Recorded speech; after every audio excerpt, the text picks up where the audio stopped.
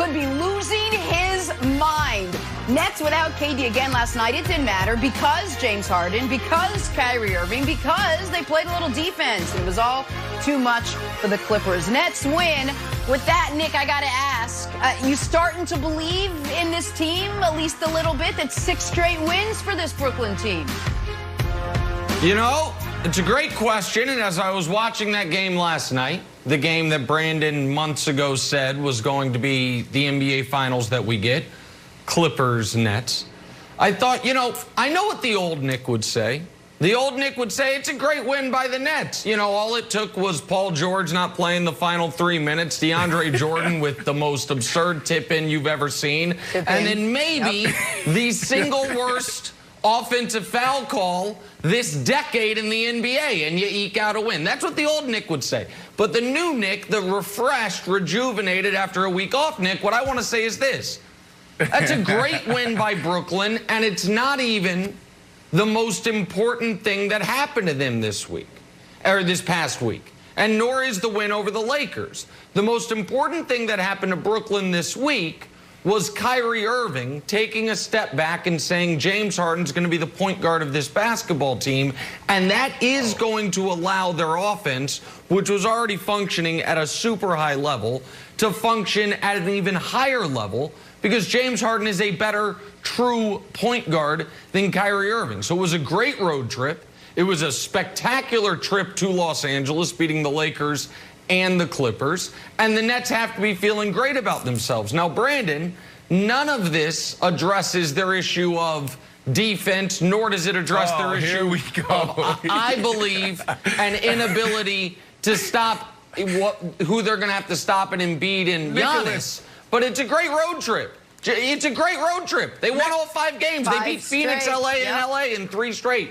It's a great road trip, Brandon. How do you show so much love? I mean, we won 6 in a row. This is the first team in the Eastern Conference that's gone out west, won 5-6 games in a row since 2010.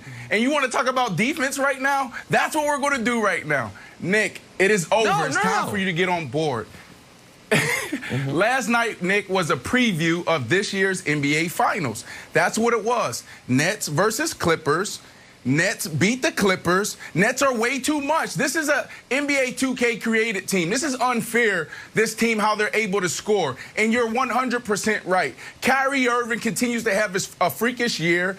He's playing phenomenal. It's an MVP type year. And James Harden is the key to this. The biggest question going into this season was, who's going to sacrifice? Is James Harden going to be willing to sacrifice and not score as much and take as many shots? That's what he's been able to do. He's been able to touch the ball more and pass the ball way more. Like, this dude isn't even taking shots like he used to do, in Houston. This dude is phenomenal. He's having a phenomenal year. He is the MVP of this team. And we didn't even have KD last night. So, Nick, it's time for you to get on board because these guys have finally figured out their role and they're stepping into their purpose this year. It's amazing. So, let's go, Nets. And so, listen, and they did it without Kevin Durant, which obviously is maybe the most notable part of this whole thing is Durant's nursing that hamstring.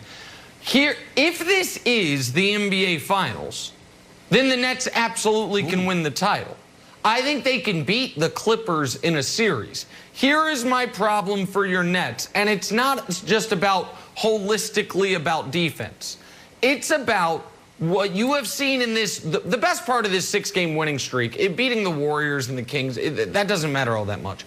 But beating the Suns, who are good, beating the Lakers, who are excellent, they're really good, beating the Clippers, who are close to excellent, those 3 wins are really notable. But those 3 teams, when Anthony Davis isn't playing, all lack what I believe, Brandon, is the Nets' Achilles heel, which is an interior presence. And I know how high you are on Embiid this year. And in the second round of these playoffs, forget the conference finals, in the second round, the Nets are either going to be playing Giannis and the Bucks or Embiid and the Sixers. And then if they get past both of those teams, then in the NBA Finals, I don't think they'll be playing the Los Angeles Clippers. I think they'll be playing the Los Angeles Lakers. And my question to you would be, as good as they're playing right now, are you not a little concerned about Embiid or Giannis or AD being able to have their way with them down on the inside, because they haven't had to face that during this winning streak. Well, first off, we're going to talk about Giannis and the Bucks later on in the show, but I'm definitely not concerned about them. Have you been watching them lately? Joel Embiid. Yeah. Oh, we're going to talk about him later in the show. Yeah, I'm a little concerned when it comes to the Philadelphia 76ers, but at the end of the day, this is what I look for. I look for a team that has 3 potential scores, 2 at least. Because if you have 3, then you're able to beat the Nets. But if you have 2 and one have an off night, like the Lakers, then you have no chance. Lakers have no AD, so they have no chance right now. AD's having a terrible year. Even when he's healthy, it's a down year for him.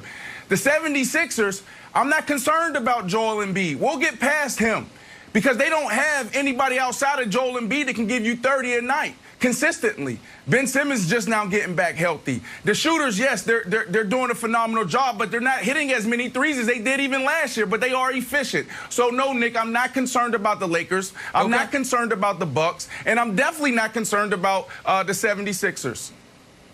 All right, well, you said doing it with 2 out of 3. That's exactly what the Nets have been doing, KD, again, sitting out a sports straight game last night. This big 3 in Brooklyn, guys, they've only played 7 games together so far. But, Nick, how much better do you think the team can actually get when you get Kevin Durant back?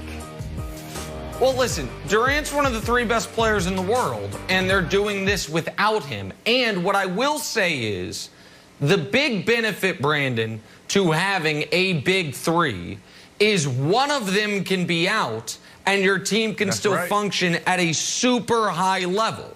That is the difference. But while I will take LeBron and AD over KD and Harden any day of the week, the Lakers' 3rd best player, is it Schroeder? Like who do you want to? Is it Harrell? I don't think it's Harrell. Who would it be? The Nets' 3rd best player is Kyrie.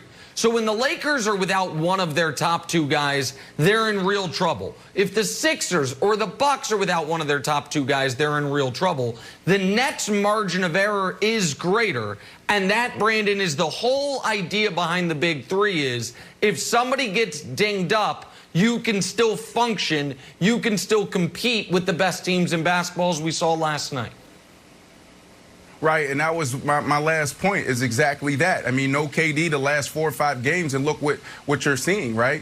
You know, you got a guy in KD averaging 29, Kyrie Irving 27, and then you have a guy who's sacrificing the most, and we're not talking about him, James Harden, having an MVP year, although he's not scoring or averaging 35 like he did last year in Houston and the years before that, and James Harden. So, you know, this is a scary team, Jenna.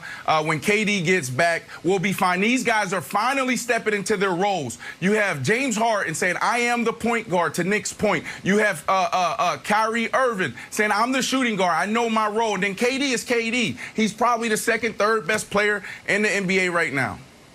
I know. I still want to see these 3 play a couple more games, though. All right, switch gears, talk some football now. How about this guy, Carson Wentz? Can he lead the Colts to the promised land in year 1? Oh, we're asking big questions. It's next. It's First Things First, and it's great to be back.